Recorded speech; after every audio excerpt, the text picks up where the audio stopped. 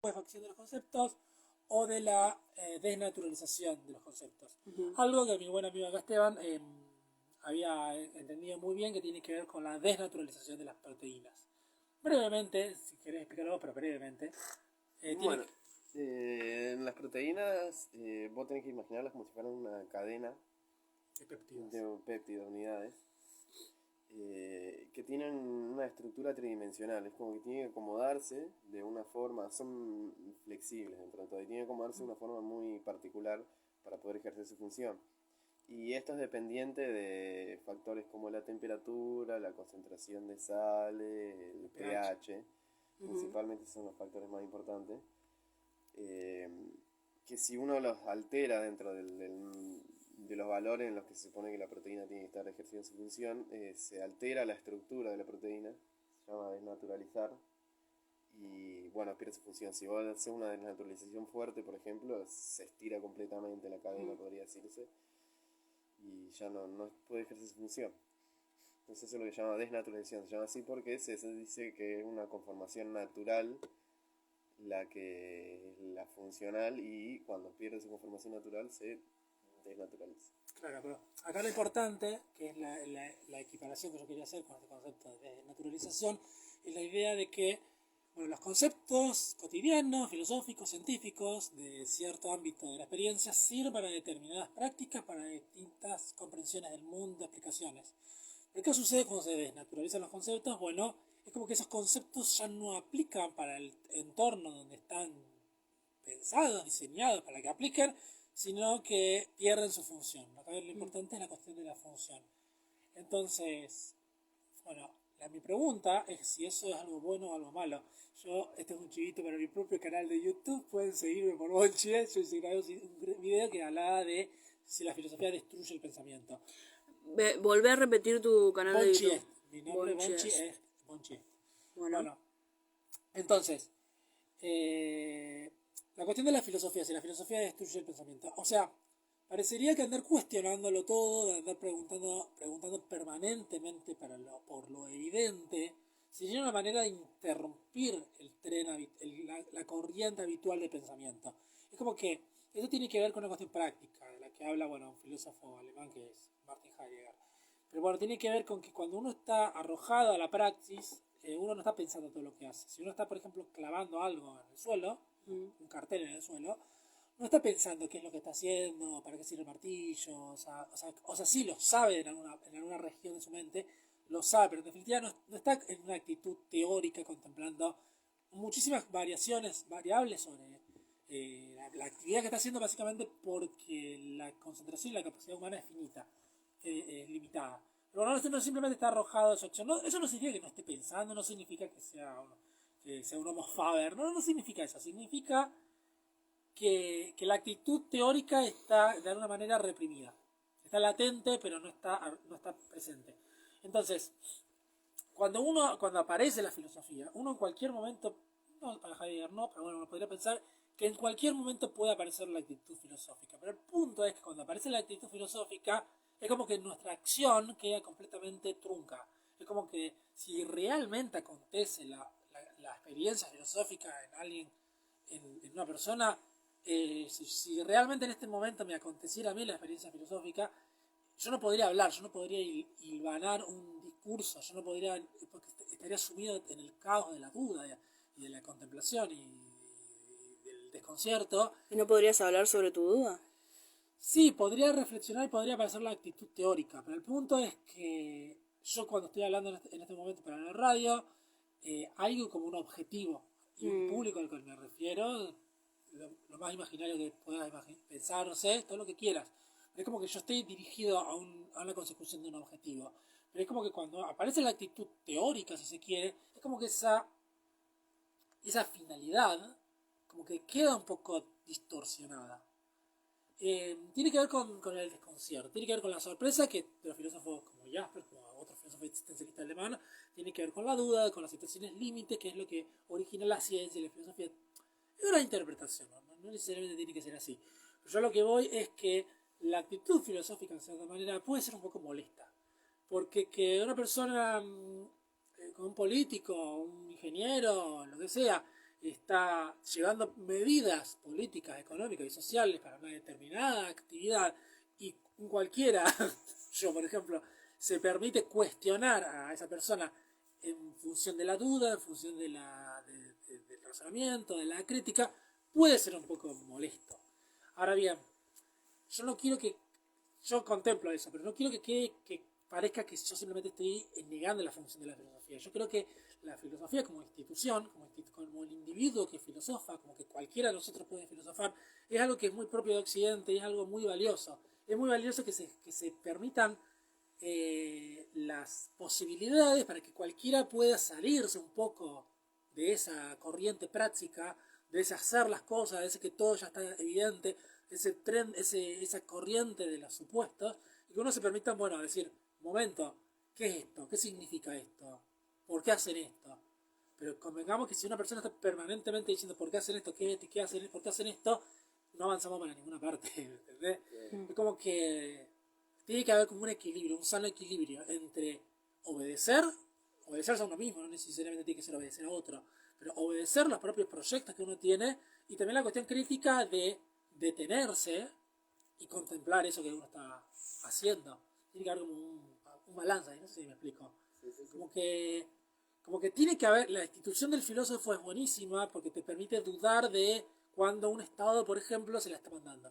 Cuando un Estado está llevando tan lejos su determinada ideología que ya se está metiendo en una zona moral gris.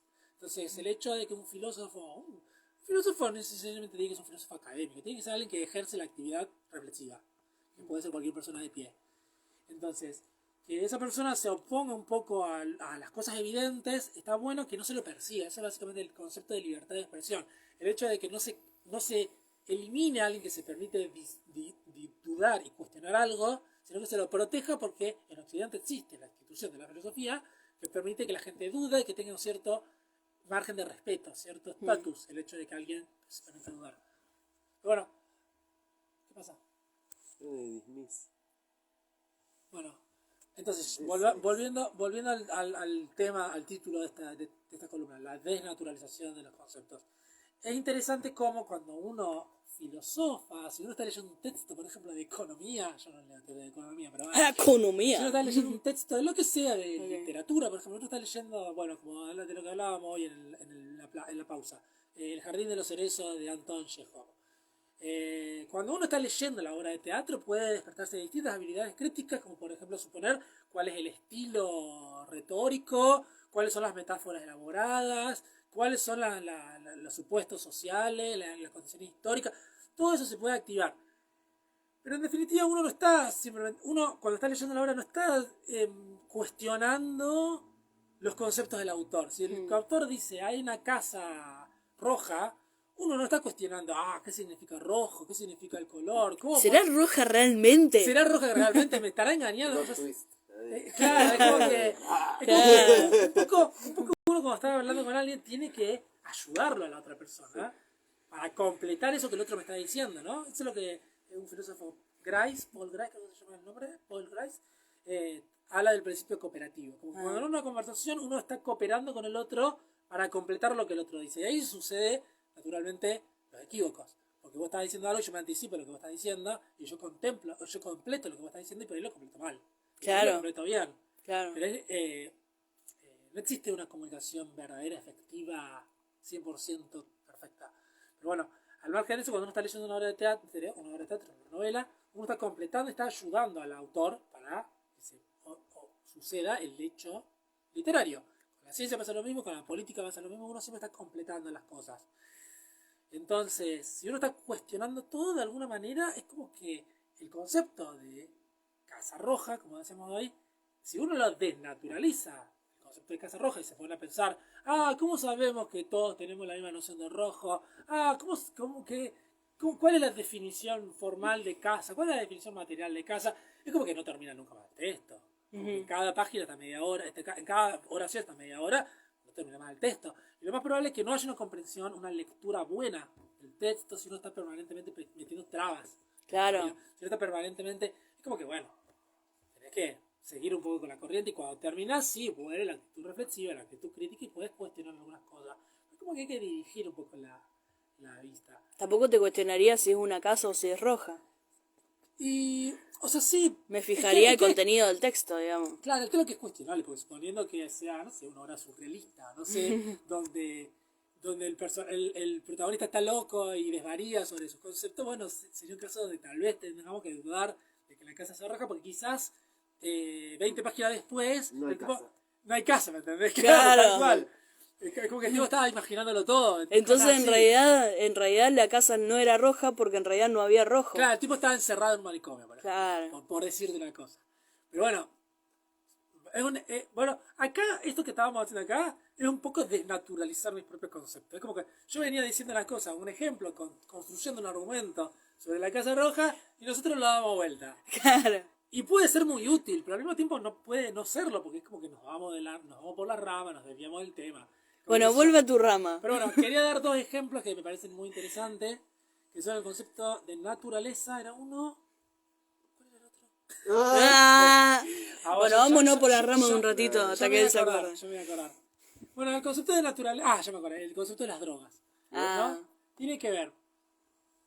No, casualmente es un concepto de la química, de la biología. Bueno, No. es como que, No. por ejemplo, Well. nosotros podemos pensar que la naturaleza... Esto es un ejemplo, ya terminé Ah. mi explicación, pero bueno, estos son dos ejemplos. Nosotros podemos pensar que la naturaleza, como socialmente y biológicamente en nuestra sociedad está establecido, cuando te dicen naturaleza, no, ¿vos qué pensás? ¿Pensaría en verde, en tucán? No sé. No.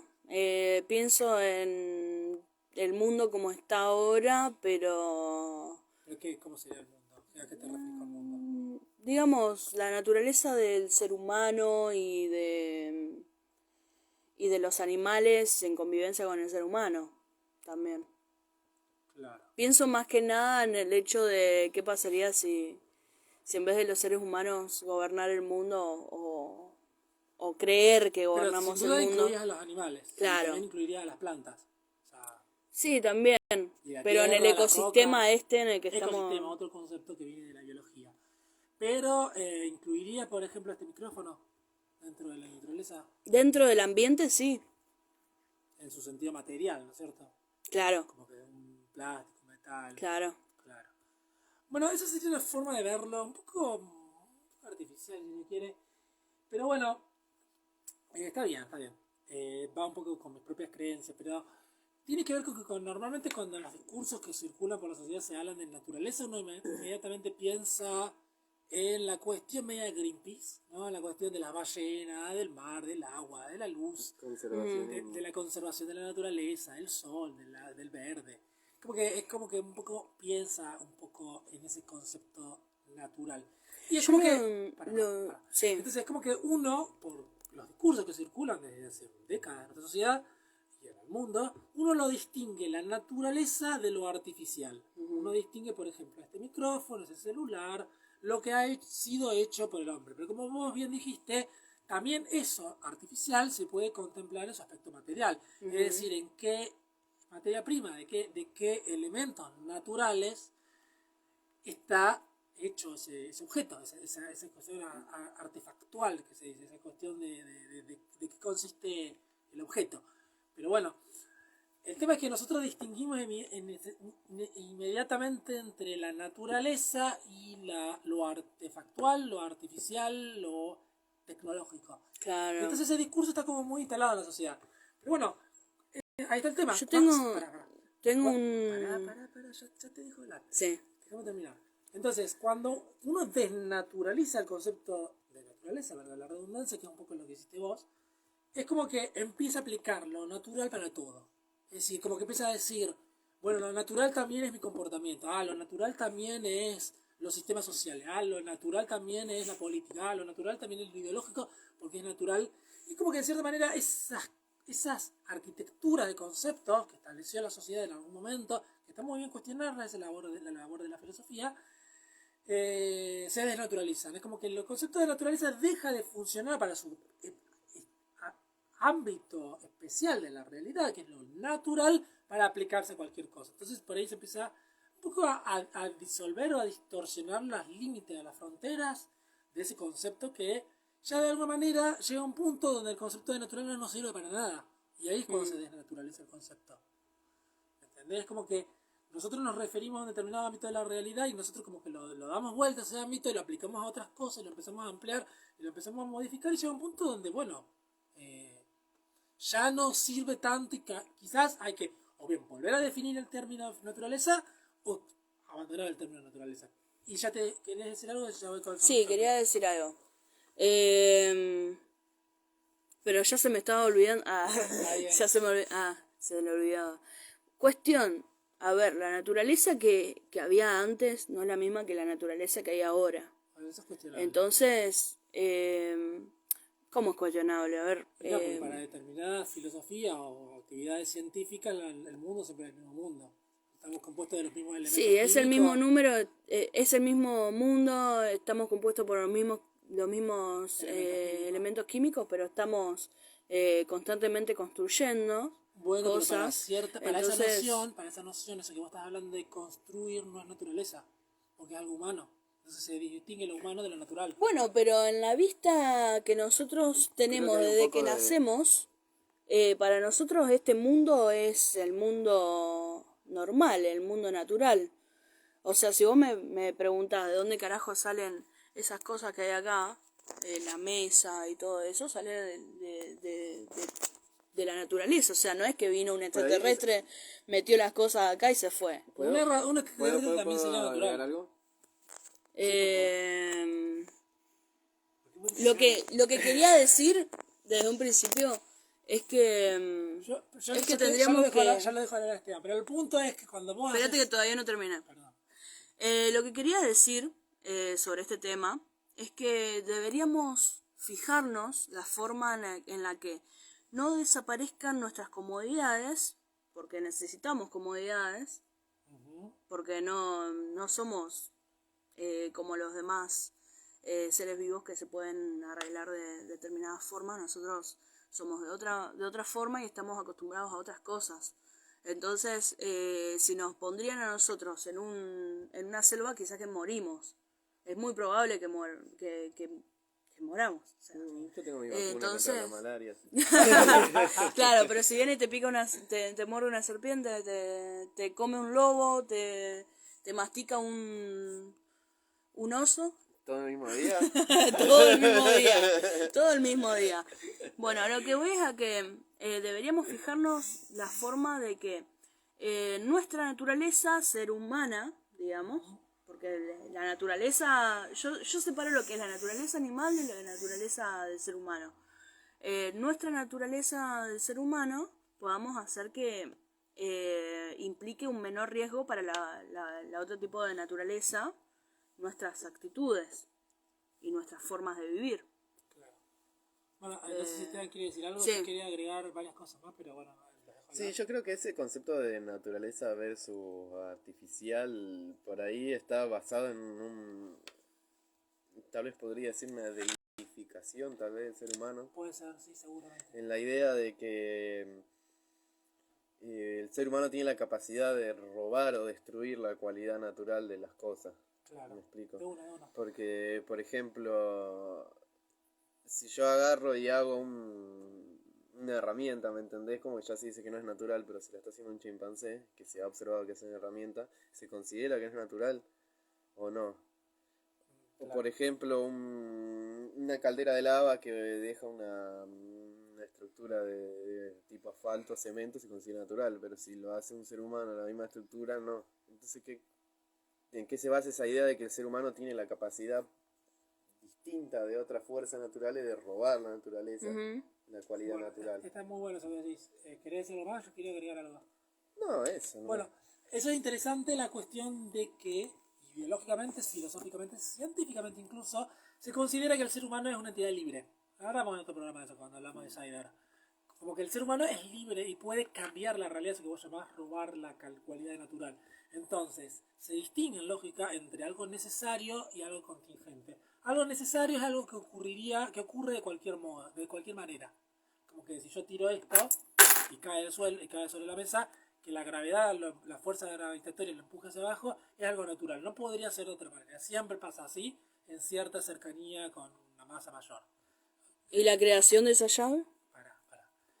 Entonces, el otro punto es la cuestión de la libertad. Lo contingente es lo que podría ser de otra manera. Lo necesario es lo que necesariamente tiene que ser así. Entonces, y lo contingente es lo que podría ser de otra manera. En lo contingente aparece la cuestión de la libertad.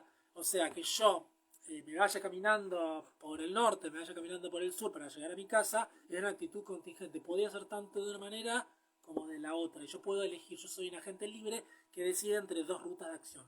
Acá literalmente dos rutas. Entonces ahí se ejerce mi libertad contingente. Podría ser de otra manera. En ese sentido eso sería lo artificial. Lo que yo como ser humano, como entidad libre que puede trascendente, que puedo cambiar. Eso que está muy bien y muy así coloridamente llamado a robar el aspecto natural. Lo podría cambiar. En cambio lo necesario es lo que ocurre necesariamente. Que no podría ocurrir otra cosa. La Tierra no puede más que girar alrededor del Sol. No podría ser de otra manera. Entonces, a menos que lo choque un asteroide, bueno, lo que sea. Pero bueno, entonces, lo necesario es lo natural. Entonces, que yo tenga que respirar oxígeno y exhalar dióxido de carbono, y que yo tenga que nutrirme, que yo tenga que evacuar, y otras cosas que podrían ser consideradas también relaciones naturales, así que ampliando un poco lo que voy a decir, como por ejemplo las relaciones sexuales, supongamos que podría estar dentro del ámbito de lo biológico, por decirlo así. Pero las cuestiones afectivas, de que yo sea aceptado por mis padres, por mi pareja, por mi familia, las cuestiones de estatus, de que la sociedad me tiene que aceptar, las cuestiones económicas, que no necesariamente tienen que ver con la supervivencia, sino por ejemplo, comprarme un iPhone, que para qué quiero un iPhone, pero bueno, todo eso que es natural y no es natural, bueno, ahí empieza a aparecer la cuestión de la desnaturalización, porque nosotros recién hablábamos de lo natural como de lo necesario, yo recién hablaba de lo natural como de lo necesario, de lo que ocurre de una manera, y como que uno lo empieza a extender a otros ámbitos. Y cuando lo empieza a extender a ámbitos que no le pertenecen originalmente, es como que se empieza a desnaturalizar el concepto. Es como que es una actitud muy propia del ser humano, que uno tiene una idea de algo y lo aplica a todo. Bueno, yo normalmente defino natural en contraposición a antinatural. Ajá. De que natural para mí es todo lo que existe o sucede o es factible de existir o suceder, y antinatural es todo lo que es imposible. Claro. No hay chance. ¿Entendés? Ponerle una partícula que se mueve más rápido que la velocidad de la luz al vacío es antinatural. No existe, no puede suceder. Bueno, pero está muy bien eso. Entonces, pero eso es un universo, el universo cósmico, ¿me entendés? Es el universo observable, es el universo material. Pero cuando te viene a hablar, cuando aparece justamente esa cuestión de lo contingente, de lo social, de lo que hablaba Nina, de cómo se estructura la sociedad, de cómo se divide la riqueza, el estatus y las relaciones, ya eso como que no empieza a funcionar tan así, porque y bueno, ¿qué sería antinatural en una sociedad, en una ideología, por ejemplo? ¿Qué sería algo ¿Cómo se podría aplicar lo antinatural, que según tu propio y es que yo al ámbito de lo justamente político? uso esa definición de natural para desligarme de la naturaleza como fuente de derecho y judicialización y utilizar más bien la razón, digamos. Claro, pero principalmente para combatir algunas ideas respecto de género y demás que dicen que antinatural. ¿Entendés? Con mi definición la matás, porque si sucede, es natural. Si fuera antinatural no se sucedería y no estaríamos hablando del tema. Está muy bueno eso que vos planteás, pero bueno, acá está de vuelta lo que venía tratando antes. La cuestión de la filosofía es una actitud filosófica. Puede estar basado en la ciencia, puede estar basado en otras disciplinas, pero esa es lo que yo llamaría la actitud filosófica. Eso es hacer filosofía. Entonces, es una redefinición de los conceptos para aplicarlo a una mejor comprensión del mundo, básicamente. Entonces, un poco cuando los conceptos dejan de funcionar correctamente, uno tiene que redefinirlo y mirar de otra manera. Básicamente esa sería la idea. Y cierro con la siguiente explicación, que no la quería dejar de nombrar porque es muy interesante, la cuestión de las drogas. No me quiero hacer un juicio de valor, ni ético, ni nada de eso. Me refiero a que en realidad sí lo estoy haciendo. Dame las drogas, Claro. Quiero decir, normalmente cuando en la sociedad se establece que una droga, uno inmediatamente piensa en drogas adictivas, drogas que de alguna manera alteran nuestro correcto o normal funcionamiento perceptivo, sensorial, anímico, lo que sea. Normalmente uno habla en esos términos de droga, con una fuerte condenación ética y social de las drogas, porque la droga es algo malo. Cuando yo, por ejemplo, digo en un lugar, necesito drogas, probablemente no esté hablando de las vallas. Si está en el lugar adecuado, te la van a ofrecer inmediatamente. En una farmacia, por ejemplo. Claro. Claro. Bueno, a lo que voy es que es como que esa sería más o menos el encapsulamiento que tiene la palabra droga. Normalmente hablamos de droga y inmediatamente pensamos en eso. Pero bueno, también sabemos que podemos hablar de una droga como por ejemplo una cuestión química, por ejemplo una vasoaspirina, algo para la tiroides, la diabetes, no sé, lo que sea, una droga, eso sería una droga. Entonces se amplía el concepto de droga, o tal vez ese es su concepto original, no estoy haciendo una genealogía de la droga, pero bueno, se aplica para otros ámbitos. Pero bueno, después resulta que algunas personas te empiezan a decir que la droga es el café, que el café es una droga, que el café también es una droga. Eso te Entonces iba a dice, decir. bueno, es un estimulante, se parece, es adictivo, genera tolerancia, adicción, bueno, qué sé yo, podría ser considerado una droga. Pero ¿qué es lo que lo define como droga? Capaz que Esteban acá me puede dar alguna...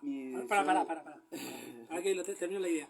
Entonces, capaz que el café también es una droga. Bueno, que el café es una droga, pero ¿qué es el café? El café tiene unas determinadas características químicas, bioquímicas que me permiten producir ciertos efectos en el organismo humano, bla bla bla bla, lo definimos como droga. Alguien que sepa del tema lo puede definir mejor. Pero bueno, en ese sentido decimos que el café es una droga. Pero bueno, pues suponete que ahora se descubre que el azúcar tiene también el componente energético que te deja activo, que te estimula cerebralmente, más allá de otras cuestiones de salud. Bueno, el azúcar que también es una droga, bueno, el azúcar también es una droga. Y es adictiva. Y también es adictiva, bueno, entonces, y también genera cierta tolerancia porque uno empieza a dejar de percibir el azúcar en las comidas. La sal también es una droga porque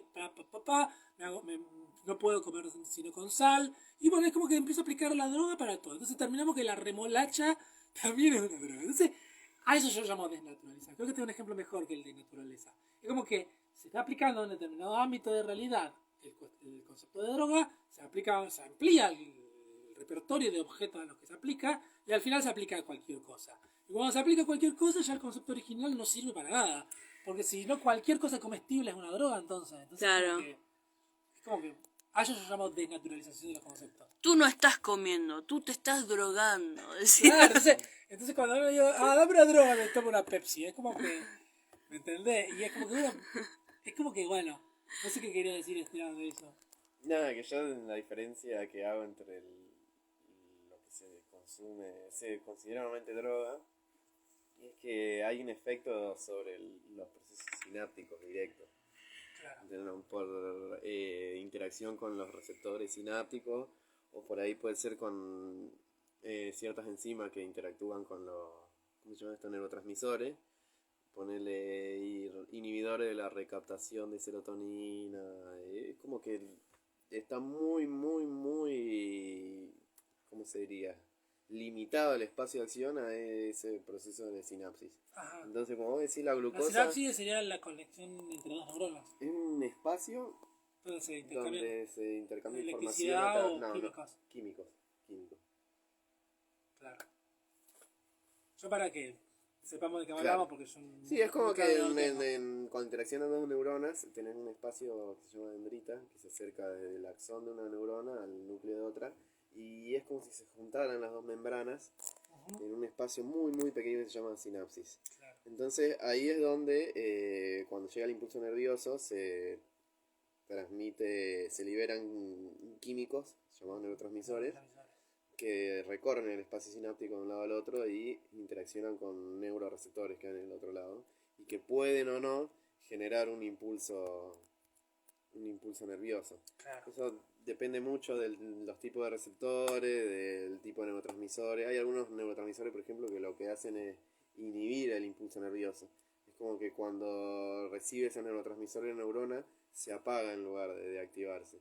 Entonces, todo una red pero de volviendo. Pero bueno, vos decías que en mi definición de droga, el efecto de la sustancia está en ese espacio, digamos. Vos decís, por ejemplo, la glucosa, que sí te da energía, pero te da energía porque lo que hace es activar las mitocondrias de la neurona, entonces pueden tener más actividad, digamos, pero en sí la sinapsis no está directamente afectada. Claro. ¿Y porque en el caso sí, del café ocurriría y sí, porque la cafeína sí interacciona con la sinapsis. Entonces tiene efectos sobre el sistema nervioso. Yo también soy cafeinómana. Con el chiste, soy un drogadicto porque tomo café. Justamente ese registro discursivo en el que yo hago el chiste con soy drogadicto, es porque hay una condena el hecho de ser drogadicto, ¿entendés? Entonces como que no sé qué rumbo va a tener esto de llamar droga a cualquier cosa. No es que lo tenga, pero bueno, no es que sea algo difundido y muchas personas instruidas, como yo por ejemplo, sabemos que una gallapirina es una droga y podemos hacer estas traspolaciones de conceptos. Pero a lo que voy es que en definitiva siempre está la cuestión social de qué es lo que significa droga en un cuerpo social. Entonces vos podés definir esa cuestión de la interacción sináptica, todo lo que vos quieras, pero lo que voy es que toda tu definición siempre va a ser deudora, en cierta manera, de cómo se concibe macroscópicamente, Y si se quiere decir, mira, en la yo sociedad. te digo que la parte de la droga que la sociedad castiga viene de la mano con el uso por placer. Sí. ¿Me entendés? Sí. Porque si vos consumís por cualquier otro motivo, ya sea narcóticos o otro tipo de fármacos, no es tan directa el rechazo como alguien que dice, bueno, yo hago esto porque me da placer, porque me gusta. Claro, bueno, ¿Me entendés? Como el uso lúdico. Sí, Y la cierro- droga es lo que está directamente. cierro con esto, si relacionado. te dejo para tu siguiente segmento sobre historia de Nigeria, ¿no? Sí. Bueno, historia del placer, lo que es algo que a mí me gusta decir, porque es un tema muy interesante de que habla el psicoanalista Jacques Lacan, que tiene que ver con el plusvalor de placer. El plusvalor es un concepto marxista que tiene que ver con el excedente de la riqueza que se queda el capitalista ahora.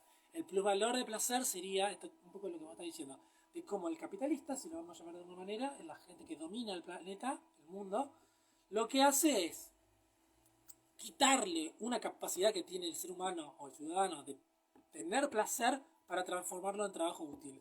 Es una persona que en vez de realizar, de condensar o de transformar sus energías en trabajo útil, productivo para la sociedad, ese trabajo lo transforma en placer para sí mismo, para su propia individualidad, ya sea narcóticos, sexualidad, literatura, lo que vos quieras, que alguien que le está cantando y recitando poemas, es algo que no es útil para la sociedad. Eso se hace por placer. Como se hace por placer, se condena. En cambio, si vos haces algo por necesidad, porque trabajás para eso, porque vivís de eso, la gente tal vez te tenga lástima porque diga, es un explotado, pero no te va a atacar tanto como si yo diga, como si uno fuera Diógenes de Sinope y está haciendo lo que quiere, porque Diógenes de Sinope, al hacer lo que quiere, no es útil para la sociedad. Lo que hace la superestructura cultural es decir que lo que hace algo por placer está mal, porque al sistema le conviene ese placer convertirlo en trabajo útil, que ni siquiera es trabajo útil para uno, para sus hermanos, para sus amigos. Es trabajo para alguien que se trae, se chupa todo de los recursos de la sociedad y lo acumula no sé dónde. Entonces, criticar la pluralidad del placer también es criticar el reparto de la riqueza, cómo se organiza la sociedad. Básicamente sería eso. Pero bueno, O sea que no quieren el hedonismo. no quieren el hedonismo porque quieren disciplinar a los trabajadores para que los trabajadores les sean útiles a ellos. Y ahí está el por qué a los cínicos antes se los veía como algo bueno y ahora como algo malo. Bueno, claro, cínico viene No sé, Diógenes. al que Diógenes me daba no lo veía como algo bueno. Porque él sí, Yo a lo- veces yo me lo daba veo a la como- gente en la calle. Y no, imagínate que tú estás Yo, meando a y ver, a arriba los cínicos... te están echando una meada como no. Loco, Bueno, vale. sí, eso no, eso es falta Bueno, a lo de que voy es que respeto, pero... hay distintas maneras de ¿En qué? ¿En dónde viste eso? Diógenes, pero es re sabido que él se masturbaba en la calle y orinaba a la gente que pasaba. Bueno, pero yo lo que Bueno, voy es que esa cuestión- a eso- lo que eso voy es puede a ser- que es- al cinismo de cuando él caminaba, porque esto también es sabido, él caminaba viendo lo que todo el mundo quería comprar y decía no necesito esto, o sea, sí. ¿para qué voy a Bueno, necesitar pero es eso? solamente un aspecto de todo el paquete. Si vos vas a ser Sí. un antisistema anárquico, bancate la pelusa, hermana. O sea, Sí, bancate que te mean. tenés que dormir en la calle, comer lo que te dan. No es que Ahí no es tiene- que vas a hacer un Amish productivo en tu huerta y vas a vivir felizmente con otras gentes productivas. No, está ahí, en la deriva. Y si te morí a los 30 años, te morí a los 30 años. Es como que hay que En realidad estamos a la deriva, nada más que estamos trabajando para una persona que no sabemos quién carajo es porque Bueno, tiene tanta plata que ni siquiera se aparece por ningún lado. Ser tan extremista no me gusta, pero Lo que quería decir Bueno, es que, yo lo que quería- trabajo para mi madre, así que me voy a ahorrar ese tipo de, de análisis yo lo que quería respecto del decir es que empleador. hay distintas actitudes respecto a que te meen. O sea, vos podés, por ejemplo, si estás viviendo en Atenas del siglo IV a.C., si tenés una espada, desenfundar la espada y cortarle la mano al que te mee. Esa sería una actitud. Pero también podés reírte, también podés vencarte de otra manera, también podés mearlo vos a ese en algún otro momento. Es como que hay distintas actitudes, como que sí, que te meen no está bueno. Pero hay distintas actitudes. Como que podés convertirte súper facho, súper conservador, súper hay que meterlo en cana, hay que condenarle una multa de no sé cuánto no sé qué moneda usaban los griegos, dracmas, o cortarle una extremidad, no sé, son como distintas actitudes. Cortarle la extremidad. Cortarle la extremidad por antonomasia, pero bueno, Porque viste que era algo que estaba viendo un video sobre justicia y hablaba del código Hammurabi y decía que había como un sentido de justicia poética de que se castigaba la parte que ofendía.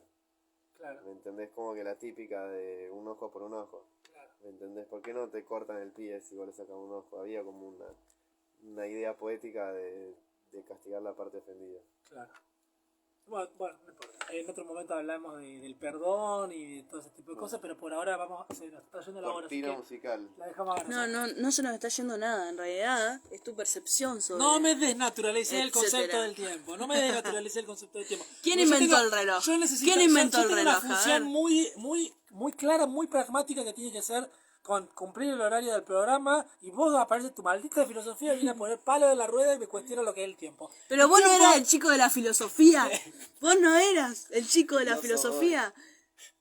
No soy yo, soy vos. Filosofado. Ahora vos no sos vos. Sí. What? What? Yo soy yo. Vamos con un tema. Música, niña. Música, maestro. Maestra.